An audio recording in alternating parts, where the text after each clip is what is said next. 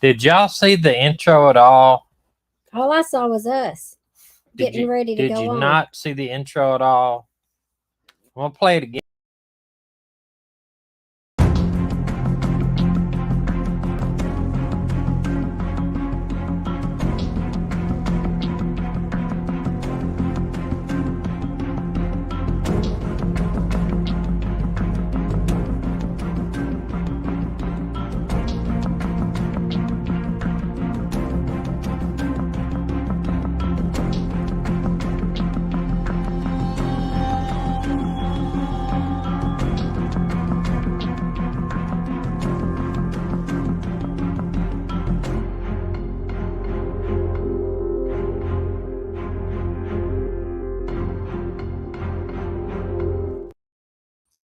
Well, we have to get that fair use thing on there, or I'll get a copyright strike. That's what I try to do. Hope everybody's good tonight. We've got some unhappy news, I think, involving one of the cases we featured on the show. One was the little girl, Athena. See if I can get her here. Athena, the one that we covered, Brownsville. And we thought it might have been a sex offender that had snatched her. She was the one that her mother and daddy both left her on with her sister before Christmas. Yeah, with a couple. And it ends up the man murdered her. And this is what's out there. It says he beat her to death. He beat her to death and buried her out near a field. I saw where that's him on the right. When he goes to prison, I hope that he gets what's coming to him, because if it's Oklahoma, he may do the death penalty. He may get the death penalty. But that's awful. Little girl like that. Tonight we're going to cover a few little things. One is they're missing. Let me play this video here if I can get down to it. Right First, here. The latest on the search for a missing Nebraska couple. There's been no sign of the Proctors since they were spotted in the Aurora Town Square on Friday. 3 News Now reporter Aaron Hegarty talked to family and investigators today. The family of Bob and Veda Proctor say something must have happened on Friday. The Aurora, Nebraska couple has been together for around 70 years. They were last seen Friday afternoon in Aurora, says one of their 3 children, Victor Proctor. They weren't there Friday night when I stopped by, and it was 6 o'clock, and my mom normally always makes sure she's home before the sun goes down, because she don't like driving in the dark. Saturday morning, no sign they'd been home. Bob is 89. He has dementia and needs meds, so an endangered missing alert was issued.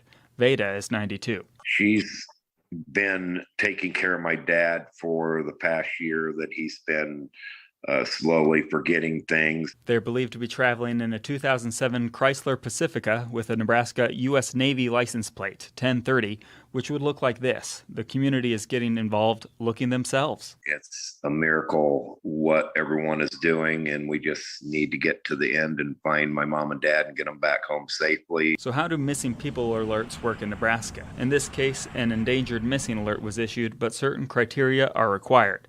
Must be unexplained, involuntary, or suspicious. It's not for runaways. The person must be believed to be endangered because of age, health, or environmental conditions, or because they're with a dangerous person.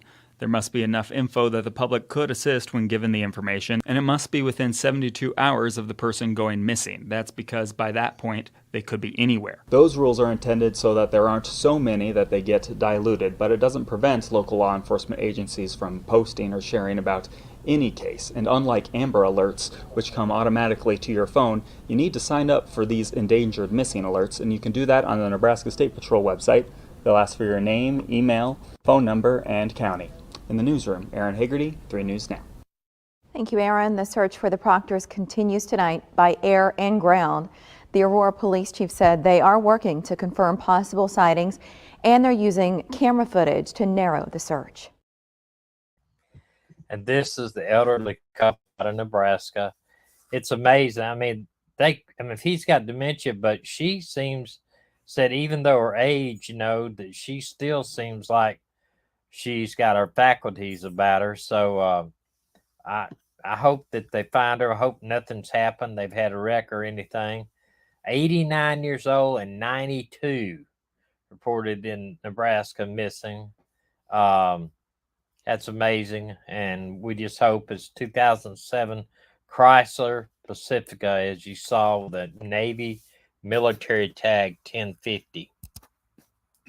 What's the name of it? Aurora. What's the weather for the past 10 days in Aurora, Let me Nebraska? get out of here. I can't get past weather information.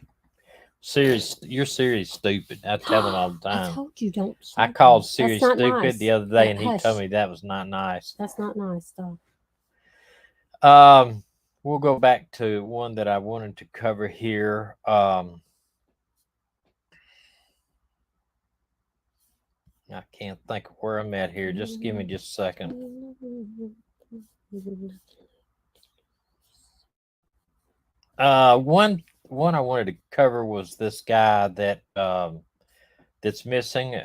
This actor that's missing. I thought I saw it even on nightly news tonight. I don't know if y'all seen it. Watch this video here on him. We got new video just coming in from Mount Baldy, where officials have just found actor Julian Sand's car. He's been missing since Friday when he went up to Mount Baldy to hike. The San Bernardino Sheriff's Department pausing their search over the weekend because of the treacherous conditions out there. The 65-year-old actor from the UK lives in North Hollywood.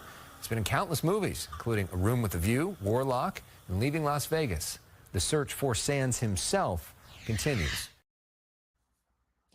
Yeah, and this guy, I mean, he was not I don't think he was one of these guys that you would think you would see normally out hiking. They said it was rough weather he left in. His wife finally reported him missing.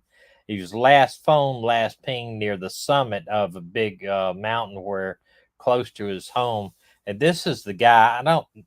They showed some of his movies earlier today, and I didn't, or not the whole movie, but some clips, and I didn't recognize him. But I'm sure if you've watched some of that Room with a View and other things, I just haven't seen it. Said the actor's son is frantic and wanting to search the area for him. He said he's a British star, Room with the View, and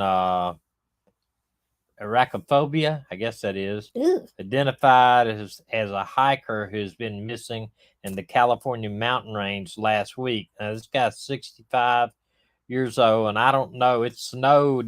They said it was so treacherous that the actual rescuers had to turn back because of avalanches. Some of them, because of avalanches, heavy snow. That means heavy snow.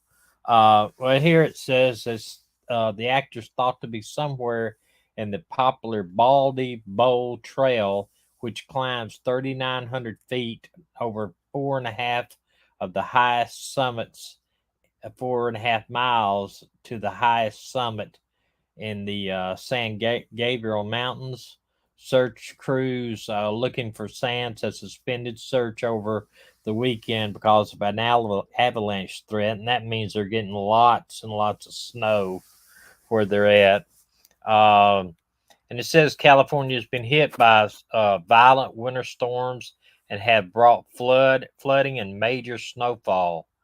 It says he appeared in more than 150 movies, television shows in his career. So they don't think that, he went up there to do himself in or anything. They really think that it's a serious situation, and they recovered his car. But the one thing Dina just said there that, I looked at her kind of funny, but it's probably true. It says here that they recovered his car, and it may have been where he left it when he went up to hike. So if he does come back, if he does make it back down to where his car used to be, his car is not going to be there anymore. So, I don't know why they would do that. If it's a parking lot, I would just let it stay there, hoping that he could come back, unless because it says that the authorities said it was left near the trail, located near the trail, probably a trailhead. I don't know. Unless his family wanted it picked up, or either they may have wanted to look in the car to make sure that he didn't, there wasn't any foul play involved. It said the car believed to belong to Julian Sands has been found by crews during a search operation of the missing British actor. The footage shows the scene of Mount Baldy, California. The vehicle was towed away and officials continue to search. I don't know why, if it was left in a trailhead. I think I would have left it to see maybe if he would have made it back down to that, at least for a little bit anyway. But as we know, people can get in these snow trails and it may never be found. Not for like 2 or 3 years, you know. I copied some more of this stuff here. Let me see if there's any more about it first. I gotta take my medicine. My legs are killing me. One thing I wanted to talk about too is I know that y'all are aware that what was it, the guy that was the guy that suspected of murdering his wife, the one that they found bloody hatchet and all kinds of stuff in his basement, a lot of blood. They end up finding also a just a lot of lots of blood in his basement. I think either a hatchet or a knife or whatever. But they did arrest him for I think interfering with the investigation of the police, whatever, because he was he told police that he was at home, but he had him on film going to Home Depot buying about $150 worth of cleaning supplies. And they have searched the landfill and searched and supposedly found a bloody clothing, some indications that he may have dismembered her and threw her away in pieces, because they said that he basically had been to several dump sites and dumpsters over the past 2 to 3 weeks. Well, he looked up how to he actually looked up on his computer or how to dismember a body and so this guy, man, he's just sorry. That's the only other way to say it. He's just plumb sorry. I wanted and he did this because of a woman he met 2 months ago. It and wasn't like she was not. I mean, his wife was really good looking, so I don't know what his problem is. So, a bit more information on the storms that hit California recent days. Extreme weather has complicated the rescue efforts, and this shows the water. You know, they've had deadly storms and up to 50 inches of snow. So, you know, it's making rescue efforts really, really, really hard to do. I mean, 50 inches of snow, that's, you know, that's over 4 feet of snow. Let me just make sure these are, I want to show that picture of him there. But then it says, you know, he is a keen hiker who once described the happiest moment as close to a mountain summit on a glorious cold morning. So evidently he was a pretty good experience. And it says here he has been an experienced climber. So maybe, you know, one thing we can hope that he's maybe found a cave or something to him to get in. they said he was very experienced. Very experienced. Mm-hmm. And that's his car. Which means again. he's more experienced than us. I don't doubt that. Me either. Because I'm not experienced at all. You are not experienced hiker. No. You're barely experienced. You are barely an experienced what? A I thought our car was beeping at us again. You're barely experienced walker because you fail so much. And this one, I thought this came up, and I was reading something about it, and I know in and out, in and out. I probably rushed through all this stuff, but we'll talk about anything y'all want to talk about. But this is something that came up. I want to play this for you. New hope tonight for the family of a Massachusetts college student who vanished nearly 20 years ago. Today, police were back in the New Hampshire woods looking for clues to what happened to Maura Murray. 5 Investigates' Mike Bodette has been covering this cold case for years now. He's here right now with the new developments tonight. Mike? Ed, authorities put out the word this morning that they would be conducting a search today related to the disappearance of UMass student Maura Murray, and that's not the only development that's encouraging to her family. New Hampshire State Police searching in the towns of Landaff and Easton, New Hampshire. A search connected to the case of Hanson native Maura Murray, who disappeared in February 2004. They say the search is not the result of new information, but instead it's part of an ongoing process of conducting a more extensive search in surrounding areas that had not been searched as thoroughly before. Julie Murray is Maura's sister. Knowing that the investigators are actively doing a ground search 18 years after Maura's disappearance is all that my family could ask for. And so we are very pleased. Maura Murray left UMass telling professors there was a death in the family, but that wasn't true. She headed north where she crashed her car in Haverhill, New Hampshire, and then disappeared before police arrived. Julie Murray says the search is happening about 5 miles from where Maura's car was found. Why that spot and why now? I can't answer that. I'm hoping that they have discovered something new from a tip or a lead or something. There's also a new lead detective from the New Hampshire State Police on the case. I think it's very possible that with the change of lead investigators, that this is a product of that. New Hampshire's Associate Attorney General says investigators are still asking for the public's help. In this case, there has really been nothing helpful from the public so far. That doesn't mean that there won't be in the future, and that's why we always encourage people to provide whatever information they have. The New Hampshire Attorney General's office tells me this one-day search is now over, and they won't say if anything useful was discovered. Mike Bodette, 5 Investigates. Mike, thank you for the update.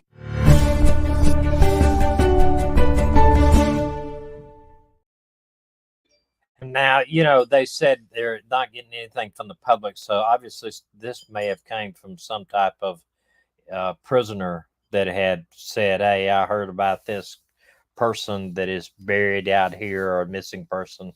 But a lot of times, I don't know if y'all know about it, but overseas in Afghanistan and Iraq, they had playing cards that they would even give out. And on the playing cards, it would have like their most wanted people all the way through. And they're starting to do that in some types of, in the prison actually, is putting like missing people on these playing cards. And, hoping that somebody, if you have a prisoner doing say 30 years in there, he could approach, if he knows something about it, heard something about it, he could approach the staff and say, I want to talk to, or approach his lawyer, and I'm sure they have one, and say, maybe you can get my sentence reduced if I can tell them some useful information. But I know a lot of times it's junk. Jailhouse junk. But if they don't act unless they got something that it pretty much, leads them to think it could be true. I know that when I was working in North Alabama, the large police department, we were working actually narcotics, but we worked a little bit of everything. We worked vice, narcotics, and a lot of intelligence and anything really just cult related. And we had some information that there was a murder victim buried near a creek. And we really researched. Of course, the creek was like 15, 20 miles long. So it was impossible to say, let's go out to this spot to look. But we followed up on all of that kind of stuff the more we could. We passed it on the homicide. We also, but they're so busy working cases, and a lot of times you just have to go out and look for yourself. And there's a lot of things, and like if you're working narcotics and somebody tells you, oh, there's a grow operation at a house, or there's a grow operation at this house, or a meth lab at this house, it just takes a lot of investigation to try to find out if that is a lab, and then get a search warrant and the whole 9 yards.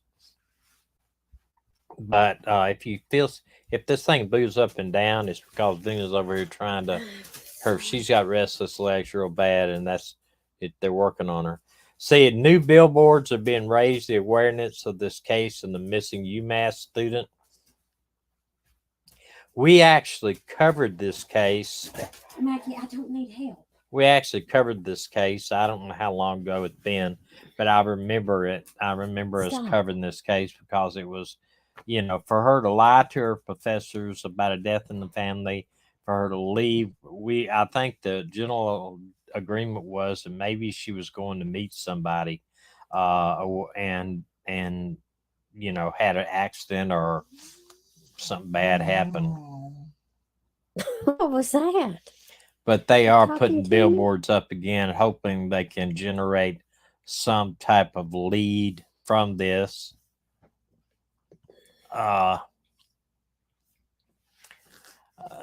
This is Hanson, Mass. Said 2 missing person billboards will be going up in Massachusetts next month to raise awareness about the disappearance of University of Massachusetts Amherst student who has been missing for nearly 20 years. And, you got to think about this. Family has no idea what happened to their loved one, and especially a child. It's got to be tough, really tough. Hanson native Mara Murray disappeared February 2004 after the 21-year-old crashed her car in Haverhill, New Hampshire. Billboards will be put up along the interstate in the 93 corridor. So hopefully somebody will, they'll have something to come up where somebody knows something or somebody heard something. That would be good. This is a picture from that video that we just watched. How they're going back and they're looking with rakes, and it's got to be a tough go anyway. Hopefully they'll get something before the parents end up dying. One thing I can think of is that Barnhill, Kentucky community. We actually drove through there. You got a police officer that got killed up here on his way home. He was ambushed.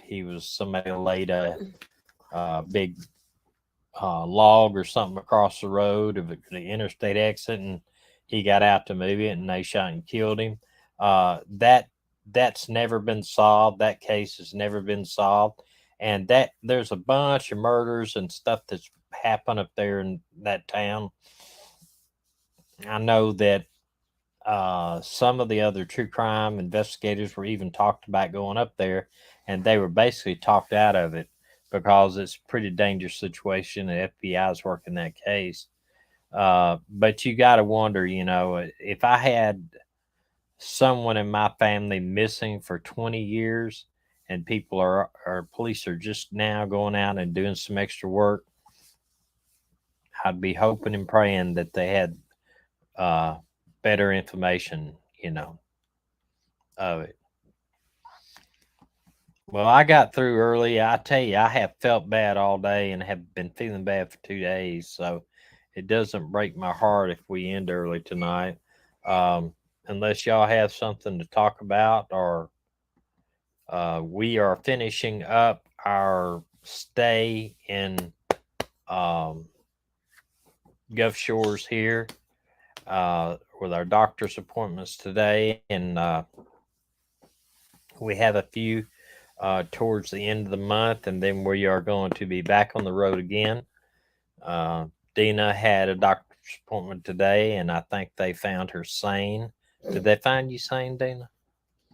They said you had to quit pushing me down. Oh, they actually, doctor sent her to have her balance checked because she has been falling. But I passed the balance test. Yeah. Did he try to make you fall, or He tried to make me fall forward, backwards, sideways, and he couldn't do it. Couldn't even push me down. sidewards? Sideways. That's not a word. Sideways. I say sideways. Sideways is not a word, Dana. I just made up a word.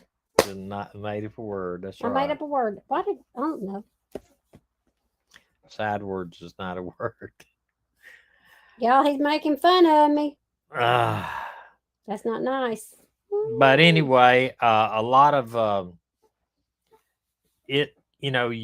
there's a whole lot of stuff going on in the world today. That Beach Bum said, what about Alec Baldwin? That's a good one for you to discuss. Well, I'm gonna tell you, even though I do not care for Alec Baldwin at all and his politics at all, I don't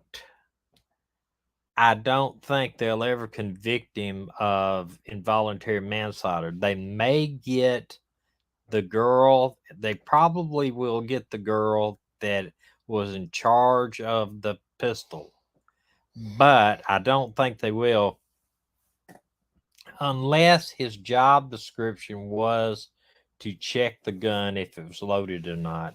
If somebody hands him a gun that says cold gun, which was that thing, then he was the executive producer and knew the rules. Yes, but here's the thing, and I'm just telling you, I think he'll lose a lawsuit. They'll pay millions of dollars to the family, no doubt. I don't believe they'll ever convict him because that'd be like, here's the thing. Okay, tell me the thing. All right. I'm a police officer, and say I'm a police officer out there, and my job is to talk to somebody about a certain thing, but I know all the other parts of an investigation. Just because somebody makes a mistake, maybe doesn't read a guy's rights over here in the corner, I shouldn't be responsible for that because that's not my job. The job of that person that checked that gun and handed it to him and said it's cold. Now, here's the problem he has. He said he never pulled the trigger. Guns don't fire unless you pull the trigger, especially this gun. And they've already said, an armor looked at it. He said, there's no way this gun can go off without having the trigger pulled. But that scene also, and here's the thing that kind of throws it in there. The scene was somebody was not supposed to, not supposed to pull the trigger. The trigger was not supposed to be pulled. That was not even in the script.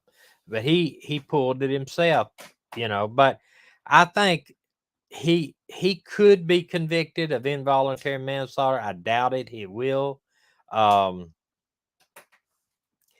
They were 6 live rounds found, they said tonight on the news, inside that building. Why were there any live rounds found, period? Well, it was shot 2 people, Beach Bum, because I think the bullet ricocheted or went through her body and hit the other guy, or it might have glanced off. I don't think it was 2 shots. It just one bullet hit both people. I think probably it went through her body and hit somebody else, or deflected off a bone and went out and hit somebody else. Okay, Leanne, I'm not sure. Wrong. Legally, he's guilty according to an expert attorney. Sure, but they'll never convict him.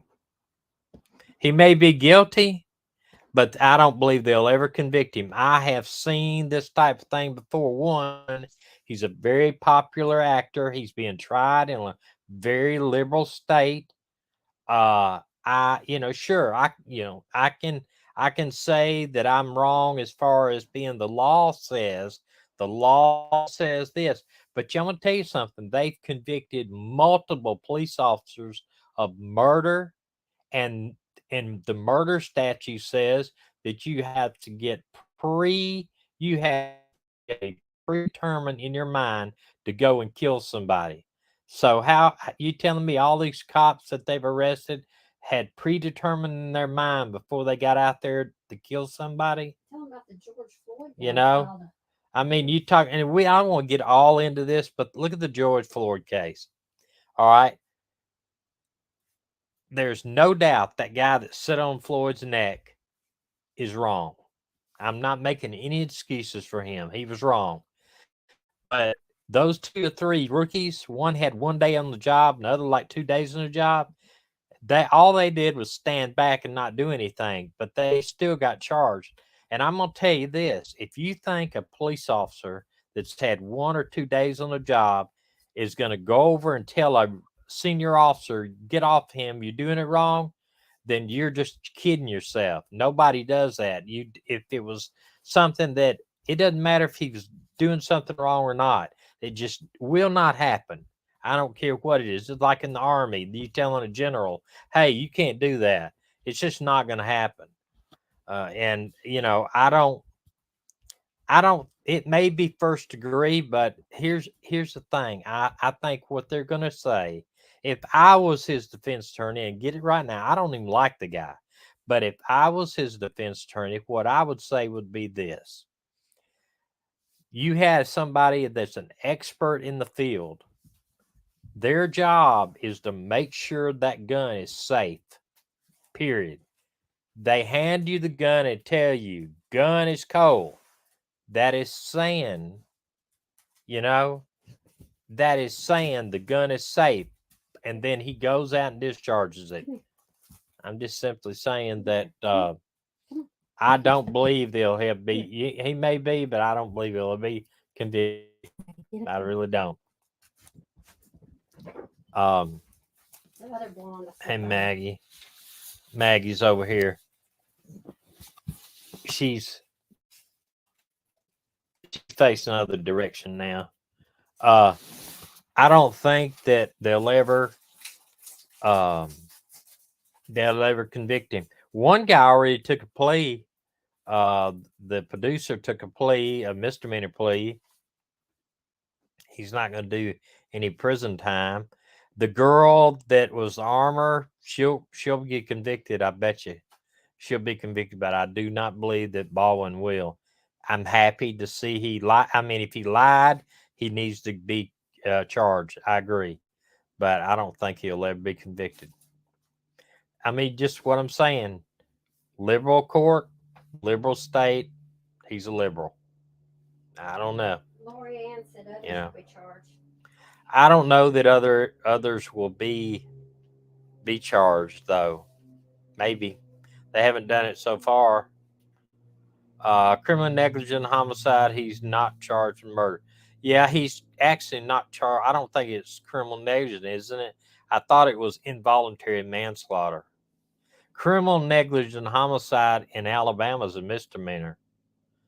And criminal, of course, this is California. He charged, I thought, with criminal. It was involuntary manslaughter, still a felony, but I didn't know that he was charged with criminal negligent homicide. Involuntary manslaughter basically means you kill somebody, but it was an accident, but you shouldn't have. You were neglect. You were in neglect of stopping it from happening. I mean, if you just run over somebody in the car by accident, it's an accident. If you run over somebody in the car speeding, then it could be criminal negligent homicide because you knew better than the speed, but you didn't do anything about the speed and you hit somebody. But if you're drunk, that's a whole different ball game. But I don't know. Yeah, Medina did go to a neurologist today, actually, and checked all that kind of stuff. 100%. Passed 100%. I got an A. But Beach Bum says yes. The girl also has 2 counts of homicide. They are 4th-class felonies in New Mexico. Yeah, and I'm gonna tell you, I went to law school in Alabama. I did not finish. I didn't want. I went to about almost 18 months.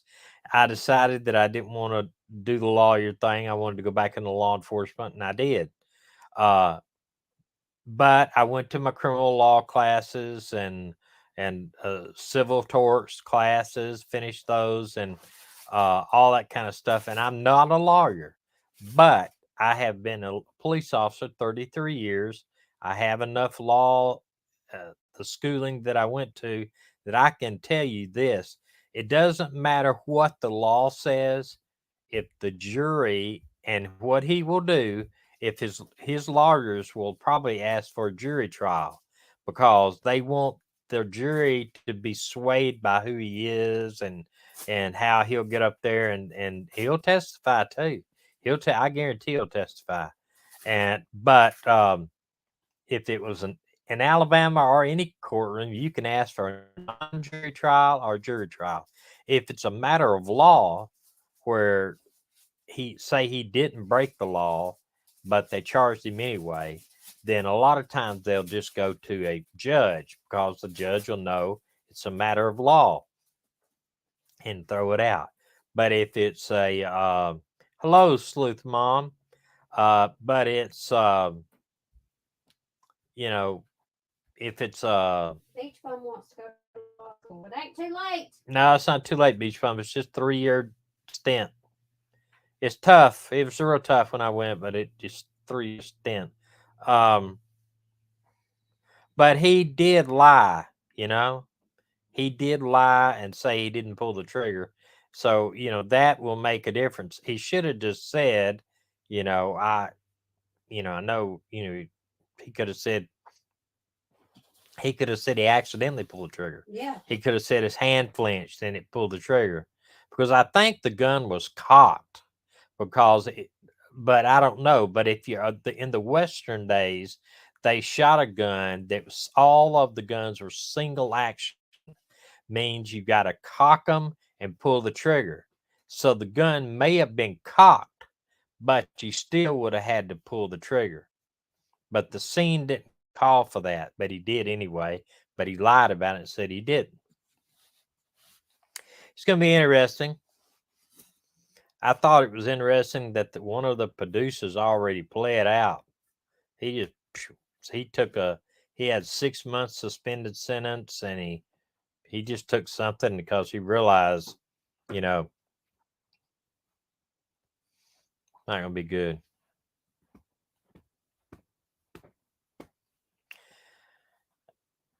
Well, you got to have a 4 year degree before you go to law school. That's the only thing. Who cocked it? I would imagine that Alex Baldwin cocked the gun as a part of the scene. I think the scene may have said you pull out a gun from your holster and you have it cocked, but you don't pull the trigger. But, the gun's cocked. It's not going to go off. I know people think that guns automatically go off by themselves, but they don't. They do not. If you cock them, they will not go off unless you pull the trigger.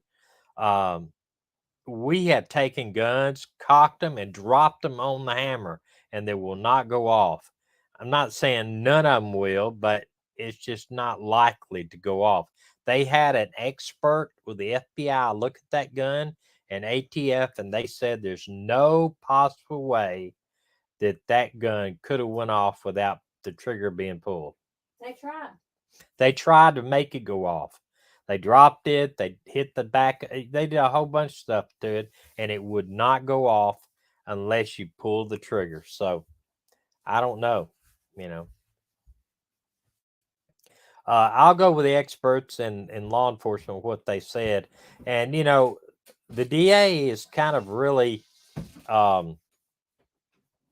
stepping out on a limb by charging, Alec Baldwin, and I could see charging the girl, the armor girl, but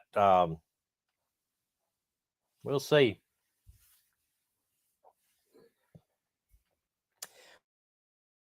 I think it's a part of the acting scene, the gun was supposed to be pointed at the camera where the girl was actually filming. The gun was supposed to be pointed at the camera, which that, I could see that. If you watch any of these Westerns, see that. But the fact is, even if it was cocked, I mean, here's the thing. Even if it's cocked and he had his hand in the trigger well, you still have to pull the trigger for it to go off. You still have to have about 30 pounds of pressure on the trigger for it to go off. You just can't, a hair won't do it. You've got to it's got to be an action to make it go off. So, yeah, and yes, everything is recorded by camera, and I'm sure, well, I don't know how good an angle they would have to be able to see if his finger, was on the trigger itself. But they have, like I said, the ATF, FBI, everybody checked that gun and they said they are 100% satisfied to say the only way that gun would have went off if the only was the trigger pulled. But it's going to be interesting how they do it. I would say that Alec Baldwin is not going to take a plea because he's so arrogant. I would say because he's come up and he was, and I'm gonna just say, in my opinion, he was stupid for going on live TV and talking about it before they actually decided. Um,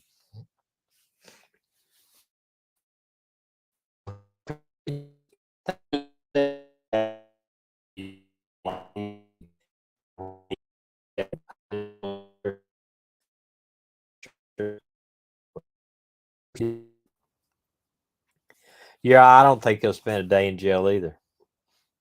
That other girl might, the girl that was supposed to check the gun, that was her job. And that's what they're going to harp on. Her job was to open the cylinder up the gun and look at it and make sure it's clear.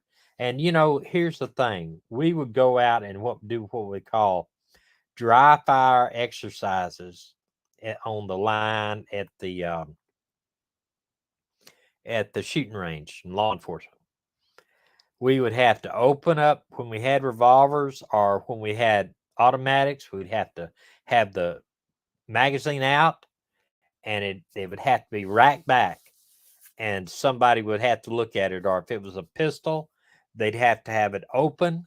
They would have to look at it, make sure it's clear, and then watch you shut it clear, and then you could do dry fire exercises, even though you had them pointed at the target, not at anybody else. We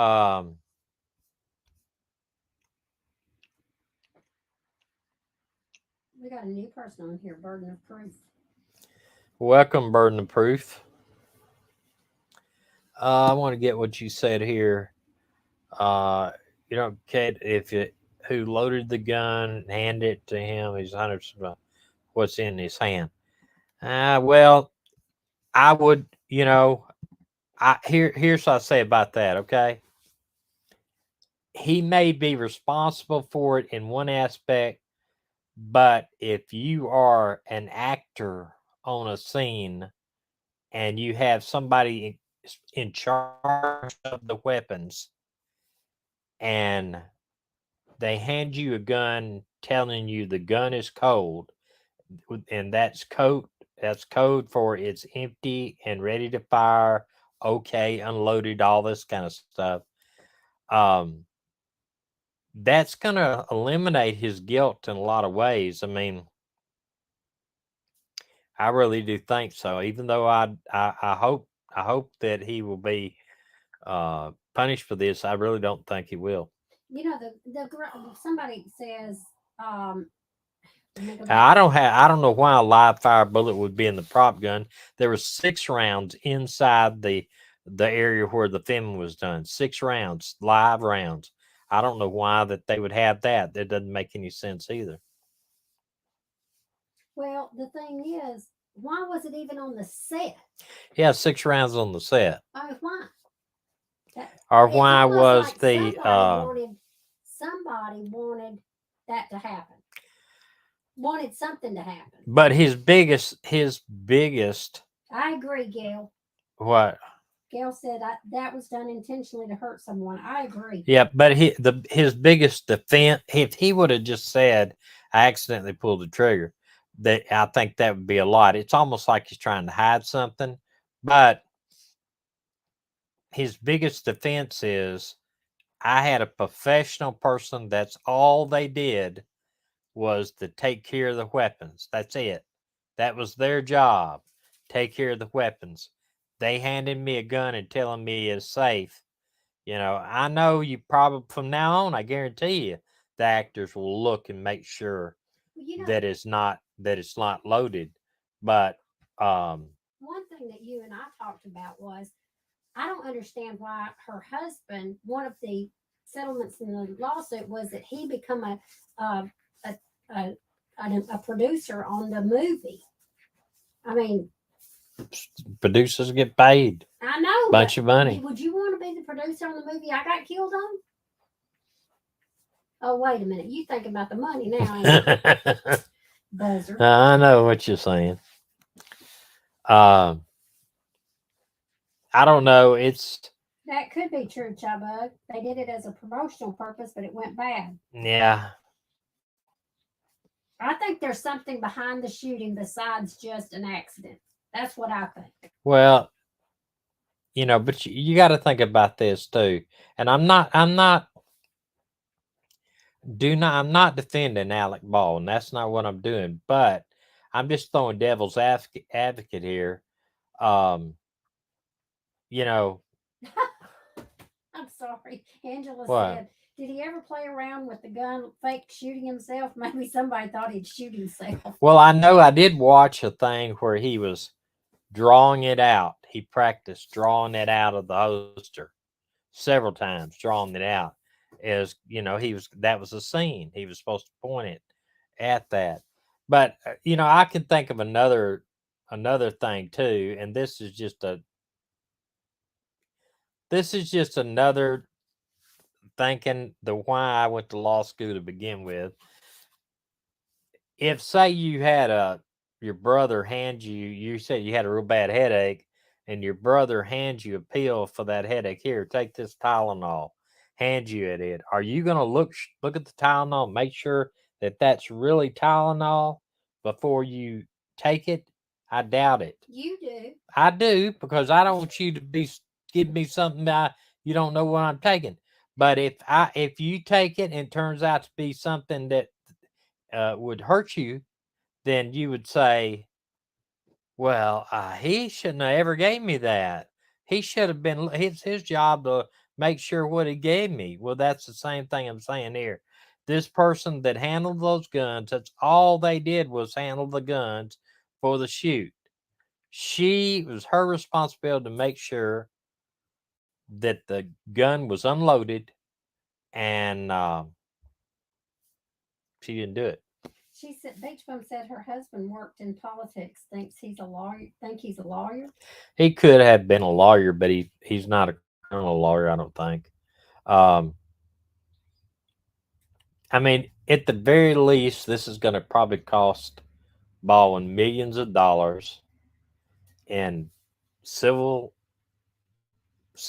fine. He'll be found guilty and pay millions of dollars in civilly. He'll probably settle that. He's going to be paying lawyer fees if the movie studio doesn't hire him a lawyer, and you know it's going to be a lot of stress on him and everything. So he's not coming out of this clean, I'm sure. Oh, he did settle with the family already. Yeah, he did that already. I wonder. Why the husband got the producer thing on there. Okay.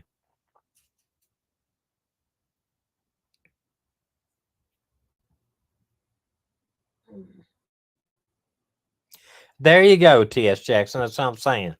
But I bet she didn't look at him because she felt like he should have known what he gave her. It's just an example. You know, if somebody is, I think there's more to it. it'd be like me. It'd be like me.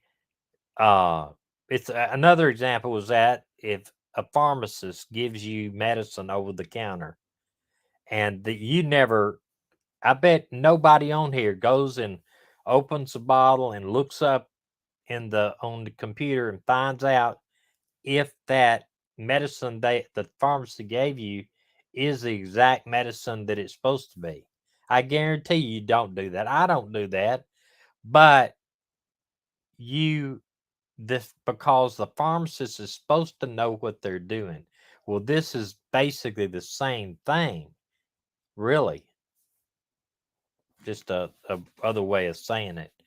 People will, if you're going to, you got to rely on people, the experts. He's going to say I was relying on the experts. But the one big thing that's going to get him is he said I didn't pull the trigger, which he did. He lied about that. Why he lied about that, I have no idea. I guess he thought that people were stupid. Yeah, I mean, you know. Maybe he thought that there was no way that, they'd ever find out. But I still say there's something else going on here. Either he's been set up, or they were doing it as a publicity stunt, or I don't know. Somebody wanted somebody dead on that plate at that site. Yeah, I don't know but I'll say this again. I personally do not think that he'll be convicted because he is a liberal in a liberal state with a liberal court system, and he's well liked out there. And it's, unless they can say in all the other movies that he worked in, when you got a gun past you, did you automatically check it to see if it was loaded or unloaded? If he says, yeah, I've done that all for this time, I didn't, then he's got a big problem. If he, what they're going to do is judge it like this. Would a person in his position, an actor in his position, done anything different than he did? And if they can show, and all the other actors always check the gun to see if it was unloaded, or in all the other movies check the gun to see if it was unloaded, then you can say there's a problem. But I don't think they did. If somebody tells you the gun's good, I mean, I bet they do now. Yeah. But look at my puppy over here. This is Maggie. So I guess most of you know Maggie. Maggie, look here. Maggie. Maggie, look at the.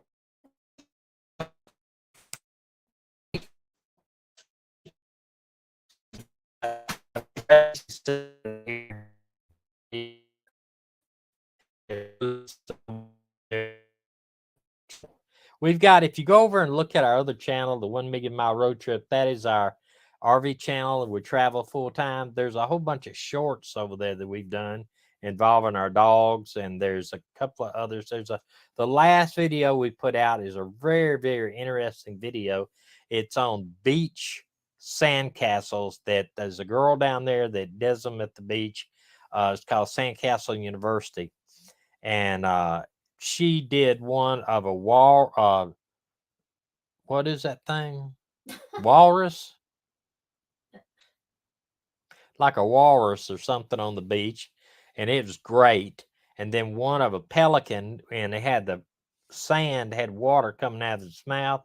It looked just like that with a fish in its mouth. It's just really, really something. And Beach Bum's got that on our how to find it, but it's just really, really good to look at. It was a walrus, right? Walrus, and then the next one that she did was a pelican, but it was very, very good.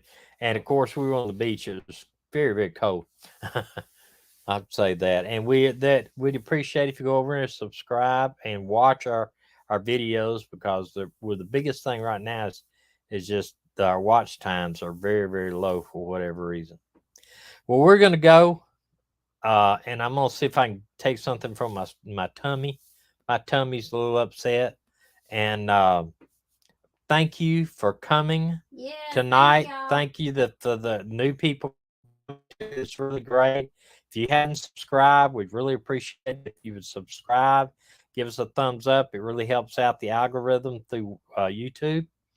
And check out our other channel. It'd be great if you would do that too. And thank you, Burden of Proof. I really do appreciate that. And if y'all got channels too, tell everybody you've got channels on here, and we'll check out your channel also. We do appreciate it very, very much. And check out our other channel, please. And we will be back with you next time unless something crazy happens. So y'all have a great night. God bless y'all. Bye.